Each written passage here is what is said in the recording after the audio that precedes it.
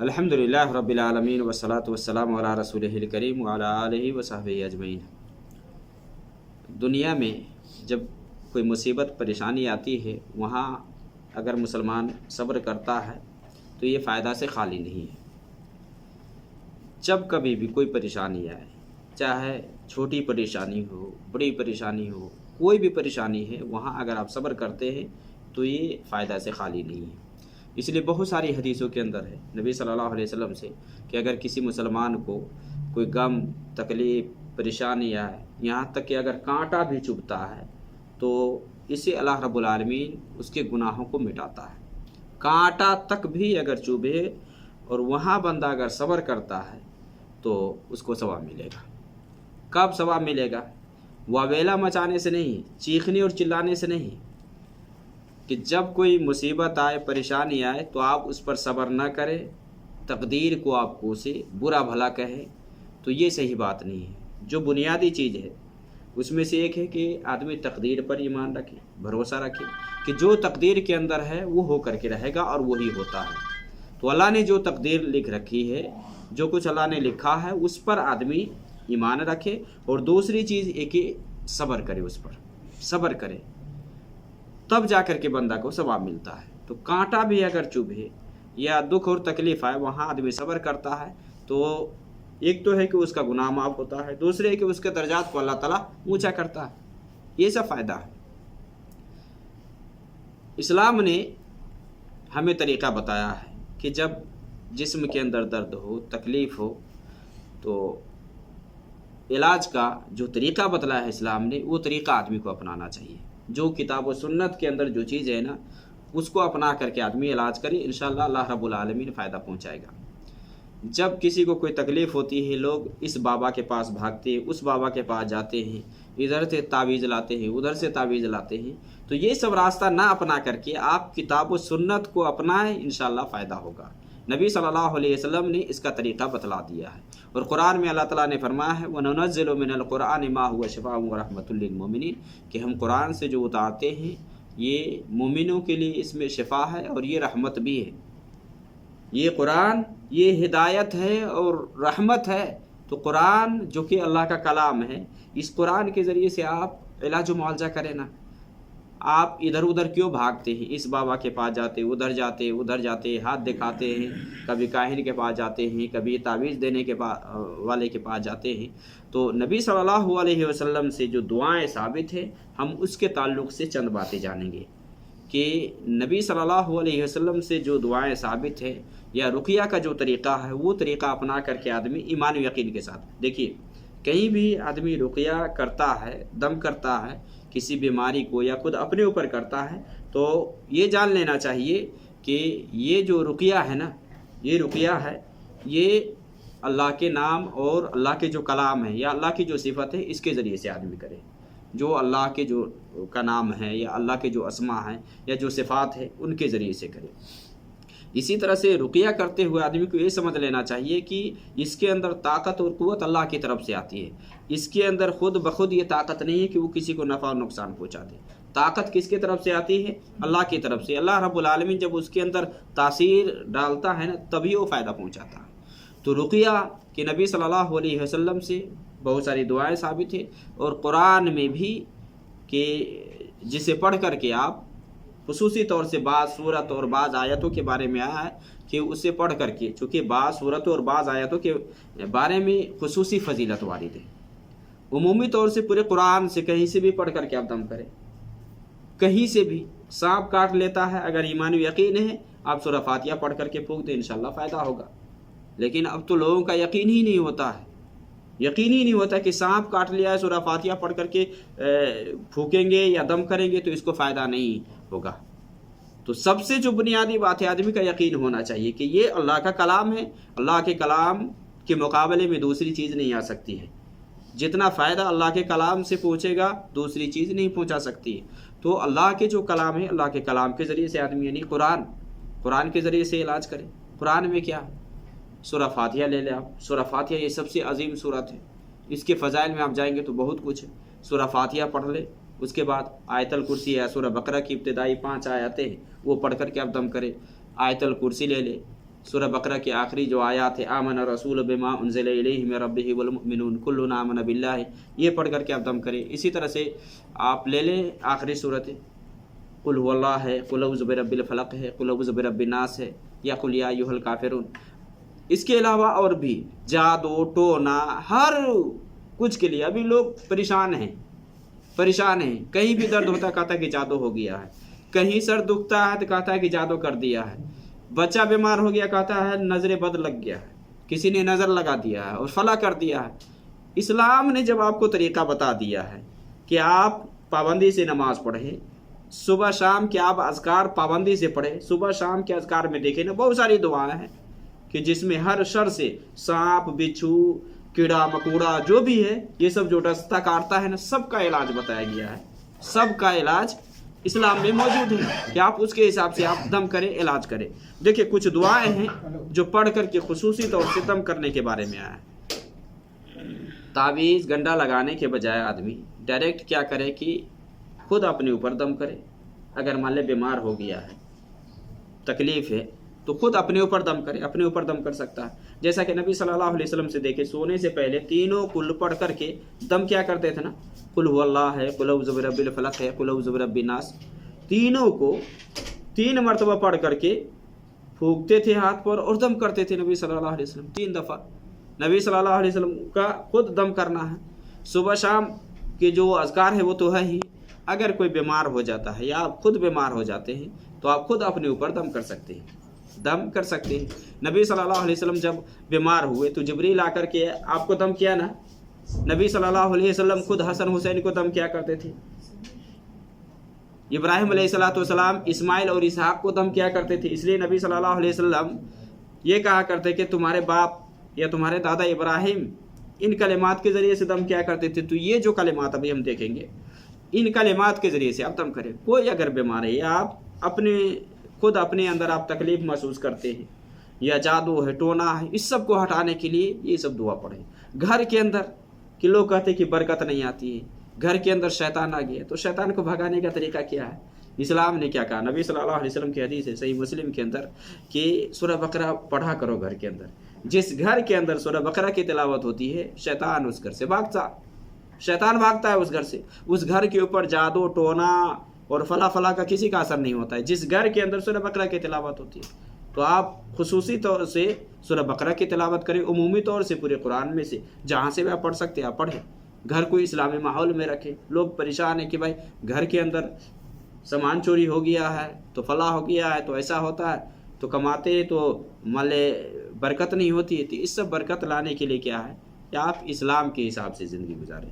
देखिए कुछ दुआएं हैं नबी सल्लल्लाहु अलैहि वसल्लम से, तो इन दुआओं के ज़रिए से आप दम करें, चाहे अपने ऊपर दम करने की बात हो या दूसरे के ऊपर दम करने की बात हो। हाँ, यहाँ एक बात कि अगर कोई अजनबी औरत है उसको आप दम करते हैं तो आप उसके सर पे हाथ नहीं रखेंगे, डायरेक्ट पढ़ करके आप फूकेंगे। अगर वहाँ सामने उसके महरम की मौजूदगी में कोई बाप हो भाई हो उसकी मौजूदगी में, वहाँ ये नहीं कि वहाँ जा कर के तन्हाई में जैसे लोग ले जा कर के कहते कि हम दम करते हैं और कुछ और होता है। तो ये सब गुमराही है, इस्लाम ये सब गलत है। वो लोग ज़िना करते हैं, इस्लाम में ये तरीक़ा हराम है कि एक अजनबी आदमी एक अजनबी औरत को ले जा कर के तन्हाई में जा कर के कहे कि हम दम करते, वो कोई दम नहीं करता है। तो वहाँ आदमी दम करे सामने में महरम की मौजूदगी में, वहाँ पढ़ करके फूके। तो आप दम करते ही तो दम जैसा मैं कहा कि सूरह फातिहा ले ले, कुल हुवल्लाह ले ले, कुल औज़ु बिरब्बिल फलक ले ले, कुल औज़ु बिरब्बिन नास ले ले। ये जो दोनों सूरतें हैं, आखिरी 2 सूरतें कुल औज़ु बिरब्बिल फलक, कुल औज़ु बिरब्बिन नास, इसके अंदर बहुत कुछ है।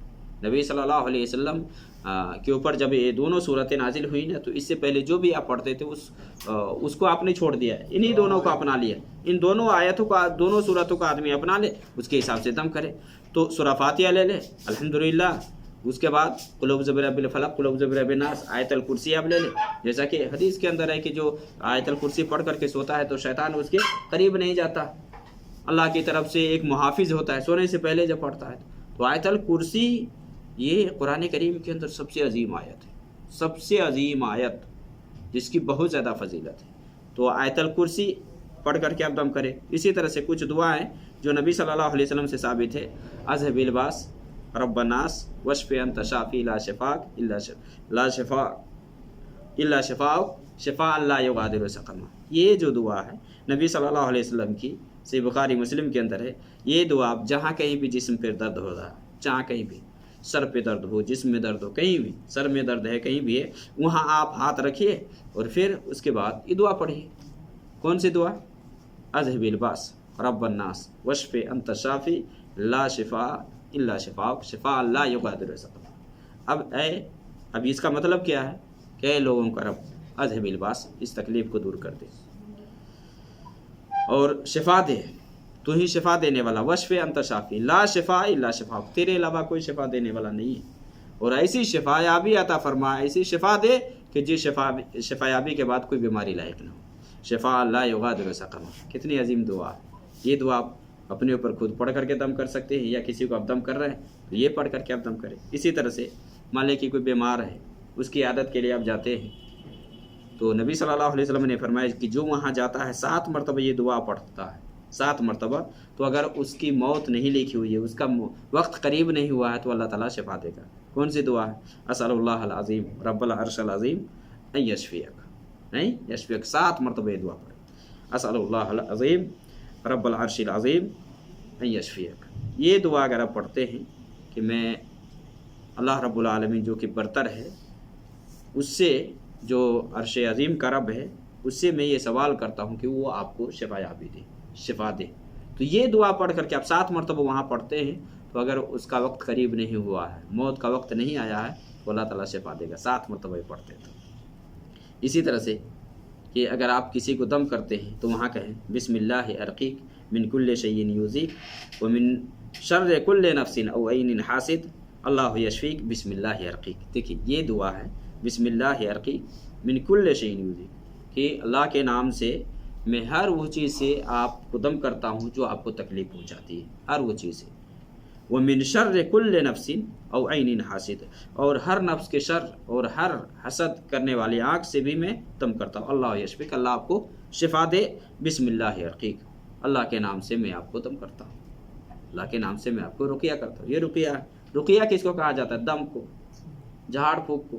آپ قرآنی آیات یا جو معصور دعائیں نبی صلی اللہ علیہ وسلم سے ثابت ہے وہ پڑھ کر کے آپ پھونکے، تو یہ بھی دعا ہے۔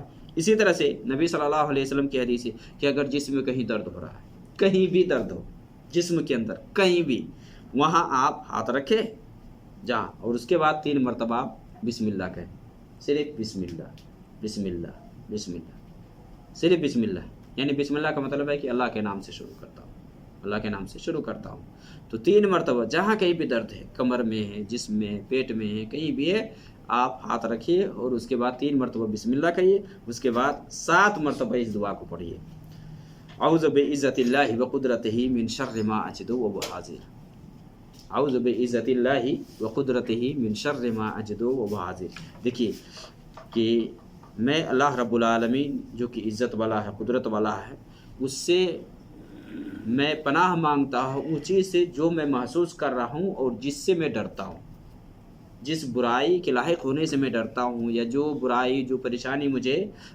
محسوس ہے یا جو میں محسوس کر رہا ہوں، اس سے میں کیا ہے کہ اس شر سے میں پناہ مانگتا ہوں، یا اللہ رب العالمین سے طلب کرتا ہوں کہ اللہ رب العالمین اس چیز کو ختم کر دے۔ اعوذ کا مطلب ہے کہ پناہ مانگنا، پناہ مانگنا، پناہ طلب کرنا۔ آپ کس سے پناہ طلب کر رہے ہیں؟ اللہ کی ذات سے، اللہ کی ذات سے آپ پناہ طلب کر رہے ہیں، تو جہاں کہیں بھی جسم میں ہے 7 مرتبہ آپ اس دعا کو پڑھیے، 7 مرتبہ، 3 مرتبہ بسم اللہ کہا کر کے اعوذ باللہ، اعوذ بعزت اللہ وقدرتہ من شر ما اجد وهو حاضر۔ اسی طرح سے کہ کہیں آپ دم کرنے جاتے ہیں یا اپنے اوپر دم کرتے تو یہ بھی ہے اعوذ بکلمات اللہ التامات من شر ما خلق۔ یہ دعا معلوم ہے کہ اگر آپ کہیں نئی جگہ میں جاتے ہیں، کہیں بھی نئی جگہ میں جاتے ہیں، آپ اس کو پڑھ لیتے ہیں، تو جب تک آپ رہیں گے وہاں کوئی چیز آپ کو نقصان نہیں پہنچائے گی۔ کسی بھی نئی جگہ میں، مان لیں آپ میزبانی میں جاتے ہیں اپنے کسی رشتہ دار کے یہاں، یعنی نئی جگہ میں آپ جب اترتے ہیں، اس دعا کو اگر آپ پڑھ لیتے ہیں تو جب تک آپ وہاں رہیں گے نا، کوئی چیز آپ کو نقصان نہیں پہنچائے گی۔ اعوذ بکلمات اللہ التامات من شر ما خلق، کہ میں اللہ رب العالمین کے کامل کلمات کے ذریعے سے میں پناہ پکڑتا ہوں ہر وہ چیز کے شر سے جسے اس نے بنایا ہے یا جس نے اسے پیدا کیا ہے، उस चीज़ से आदमी पनाह तलब करे जहाँ कहीं भी है। इसी तरह से नबी सल्लल्लाहु अलैहि वसल्लम की दुआ है, औज़ु बिकलिमातिल्लाहि ताम्मति मिन गज़बिही व इक़ाबिही व शर्रि इबादिही व मिन हमज़ाति शयातीन व अन यहदुरून। ये भी दुआ है कि इसके ज़रिए से मतलब है कि मैं अल्लाह ताला के कामिल शामिल कलाम की मैं पनाह में आता हूँ, उसके गुस्सा से, उसके अजाब से और उसके बंदों के शर से और शैतानों के वसवसे से, कि जब भी वो मेरे पास हाजिर हूँ और वसवसा दिलाए। चूँकि शैतान इंसान को वसवसा दिलाता है, तो इस सब से आदमी पनाह मांगे। वही मायनज़गन्नक मिनश्शैतानि नज़गुन फस्तईज़ बिल्लाह। जब कभी भी शैतान आपको बहकाए या वर्गलाए तो वहाँ क्या कहें? अल्लाह से पनाह तलब करें, औज़ु बिल्लाहि मिनश्शैतानि रजीम कहें। नमाज में भी है तो वहाँ आप कहें, जैसा कि उस्मान बिन अबिल आस ने नबी सल्लल्लाहु अलैहि वसल्लम से ये शिकायत की, सही मुस्लिम की हदीस है, कि मैं नमाज में जाता हूँ तो शैतान मेरी नमाज मेरी क़िरात के दरमियान में हाइल हो जाता है, ये गलत मलत करने लगता है, क्या पढ़ता हूँ, कौन सी रकात है, नहीं है, याद नहीं रहता है।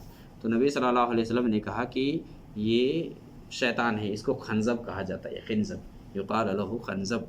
नमाज में जो शैतान वसवसा दिलाता है उसको खंजब कहा जाता है, उसका नाम खंजब है, तो वो वसवसा दिलाता है। तो नबी सल्लल्लाहु अलैहि वसल्लम ने उसे कहा कि जब तुम नमाज में ऐसा महसूस करो या तुम्हें महसूस हो तो औज़ु बिल्लाह कहो, तो औज़ु बिल्लाह, अल्लाह की पनाह तलब करो और बाएं तरफ 3 मरतबा थुथु कर लो 3 मरतबा। तो जब ऐसा उन्होंने किया तो ये मसला ख़त्म हो गया। नमाज में चूँकि आमतौर से शैतान वसवसा दिलाता है, तो इसका इलाज भी नबी सल्लल्लाहु अलैहि वसल्लम बतलाया। तो जब कभी भी शैतान आपको वर्गलाए बहकाए तो वहाँ तौबूज़ पढ़े, औज़ु बिल्लाहि मिनश शैतानिर रजीम पढ़े। इसी तरह से नबी सल्लल्लाहु अलैहि वसल्लम की ये दुआ है, औज़ु बिकलिमातिल्लाहि ताम्मति मिन कुल्लि शैतानिन हाम्मा व मिन कुल्लि ऐनिन लाम्मा। यानी हर तकलीफ़ देने वाले जो जानवर है और इसी तरह से हर नज़र बद से इसमें पनाह मांगा गया है। हर नज़र बद वगैरह, अब नज़र में नज़र तो हक़ है ना, नज़र हक़ है कि नहीं है? नज़र ये कोई ज़रूरी नहीं है कि आदमी जानबूझ करके ही नज़र लगाए। इसलिए कोई चीज़ आपको भली मालूम हो या आप अच्छी लगे वो चीज़, तो वहाँ क्या करें? आप बरकत की दुआ दे, उसमें बरकत की दुआ दे, ताज्जुब ना करें, वाह ऐसा है तो इसे नज़र लग सकती है। हाँ, ये कोई ज़रूरी नहीं है कि आप नज़र लगाएंगे तब ये नज़र लगेगी। ये कोई ज़रूरी नहीं, बाद लोग नज़र लगाने की फ़िक्र में रहते लेकिन नज़र नहीं लगती है। तो इंसान को खुद पता नहीं होता कि मेरी नज़र लग गई है। तो जहाँ कहीं भी आपको अच्छी चीज़ नज़र आए, चाहे गाड़ी की बात हो, चाहे आदमी की बात हो या चाहे खेती बाड़ी की बात हो, जहाँ कहीं भी है, तो वहाँ आप बरकत की दुआ दें, बरकत की दुआ जब देंगे तो नज़र नहीं लगेगी। तो नज़र बद से बचने के लिए ये कि आप नज़र बद से बचना चाहते हैं, तो या किसी को नज़र लगी है, मान लें नज़र लगने से क्या होता है, इंसान कब्र में पहुंच जाता है। जैसा कि हदीस के अंदर है ना कि अल-ऐनु हक़, ये नज़र ये हक़ है। एक ऊँट को हांडी में पहुंचा देता है, ऊँट को, यानी जानवर को भी नज़र लग सकता है, किसी को भी, बच्चा को भी। और जैसा कि एक सहाबी को नज़र लग गई ना, नहा रहे थे खूबसूरत एकदम, तो नज़र लग गई, नहा गए, ताज्जुब किए तो वैसे ही वो गिर गए। वहीं नबी सल्लल्लाहु अलैहि वसल्लम तक बात गई, कहा कि तुम्हें किसी पर शक है? तो कहा कि अफला, उसने ऐसा कहा। तो उसको बुलवाया और बुलवा करके कहा, क्यों तुम में से कोई अपने भाई को कत्ल करना चाहता है? क्यों नहीं? क्योंकि वो बहुत खूबसूरत थे और उसको लगा कि ऐसी चमड़ी मान ले या ऐसा जिल्द खूबसूरत या नौजवान लड़की को भी नहीं होता। इस तरह से उन्होंने ताज्जुब किया। नबी सल्लल्लाहु अलैहि वसल्लम ने कहा कि क्यों अपने भाई को तुम कत्ल करना चाहते हो? जब कोई अच्छी चीज़ देखते हो तो वहाँ क्यों नहीं बरकत की दुआ देते हो? बरकत की दुआ क्यों नहीं देते हो? फिर उसको क्या है, नहलाया गया और वो पानी रखा गया, जिसकी नज़र लगी है उसको, या उसके पीछे से, या जो कुल्ली करे नाक में पानी, जो प्राइवेट पार्ट है वो सब धुल करके किसी टब वगैरह में रख करके फिर जिसको नज़र लगी उसके ऊपर बहा दिया, फिर ख़त्म हो जाएगा ऐसे। लेकिन जहाँ पता ना हो कि किसकी नज़र लगी है, तो ये सब दम करके आप नज़र को ख़त्म कर सकते हैं। कुल वल्लाह है, कुल बिल फलक है। इसी तरह से नबी सल्लल्लाहु अलैहि वसल्लम की एक दुआ है कि नबी सल्लल्लाहु अलैहि वसल्लम ने फरमाया कि जो आदमी सुबह में या शाम में इस दुआ को कह लेता है तो आसमान और ज़मीन की कोई भी चीज़ उसको नुकसान नहीं पहुंचा सकती है, कोई भी चीज़ नुकसान नहीं पहुंचा सकती है। बिस्मिल्लाहिल्लज़ी ला यदुर्रु मअ इस्मिही शैउन फिल अर्दि वला फिस समाई वहुव समीउल अलीम। ये दुआ पढ़ ले, आसमान और ज़मीन के अंदर कोई भी चीज़ आपको नुकसान नहीं पहुंचा सकती है। तो इस पर यकीन होना चाहिए कि ये अल्लाह का कलाम है। और इस हदीस के अंदर क्या है कि अल्लाह के नाम के साथ ज़मीन और आसमान की कोई भी चीज़ नुकसान नहीं पहुंचा सकती है। अल्लाह के ये कलाम के सामने कोई रुक नहीं सकता है। लोग कहते हैं कि शैतान आ गया है, शैतान नहीं भागता। क्यों नहीं भागता है भाई? क्यों नहीं भागेगा? अल्लाह के कलाम के सामने वो कैसे रुक ही नहीं सकता, वो खड़ा हो ही नहीं सकता है, नहीं रुक सकता है। हमारा यकीन है किसी को भी शैतान है ना, शैतान आया यानी मान ले जादू सहर फला फला है ना, आप कुरान करीम पढ़े ना, कुरान करीम को आप अपनाते नहीं हैं, नबी सल्लल्लाहु अलैहि वसल्लम की जो दुआ है उसको आप पढ़ते ही नहीं हैं, और कहते हैं कि घर में बरकत नहीं आती है, तो इसको जादू लग गया है। कहीं भी कुछ होता है, नुकसान होता है, डायरेक्ट लोग जादू की तरफ जाते हैं, ये किसी ने काला जादू कर दिया, किसी ने ऐसा कर दिया है। तो ये सब फतूर है मेरे भाई, ये सब एक जहनी बीमारी है। इस सब का इलाज करना चाहिए आदमी को, और फालतू में डायरेक्ट सहर या जादू ही के पास नहीं जाना चाहिए। अगर वाकई में है तो उसका इलाज हमें इस्लाम ने बताया है। आप ईमान यकीन के साथ सबसे पहले फ़राइज़ का एहतमाम करें, घर को आप इस्लामी माहौल में लाएँ डालें, और फिर उसके हिसाब से आप मुहर्रमात जो मुनकरात है वो सबसे आप बचें, मामूरात को बजा लाएँ, और फिर दम करें ना, इलाज करें ना, देखें ना कैसे नहीं भागता है।